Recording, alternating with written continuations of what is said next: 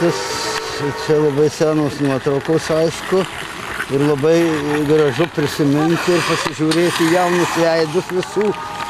Nu, daleiskim, čia mūsų 69, taip, metų komanda buvo susikūrusi, tikriausiai, kiek pamenu. Nu, čia yra va tokių, kaip sako, futbolistų daug žaidė, Laurinavičius daug žaidė, Miliauskas, Janušaitis, kur buvo Dainavos čempionai.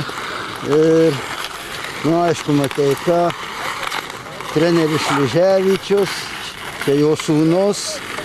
Nu, ir dar čia buvo teisingai iš, kaip skaityti, iš kareivukai žaidė.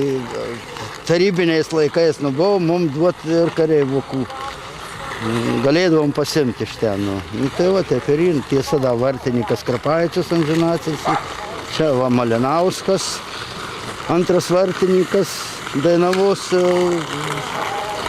kaip sako, futbolininkas, čempionas. O čia nuotraukas 70 metų. Nu, čia va, aš stoviu pirmas kaip komandos kapitonas. Čia Krapavičius, buvęs futbolo vartininkas Dainavos. Čia taip tie kareivokai stovi. Čia Edukevičius, kažkuris labai Alytui geriausiai žaidė ledo rutulį, aišku, ir futbolą gerai, ir amžinatilsį. Nu ir čia kiti tokie. Dabar aš jų pavardžių net negaliu pasakyti. Gal jų ir gyvų nėra, nežinau.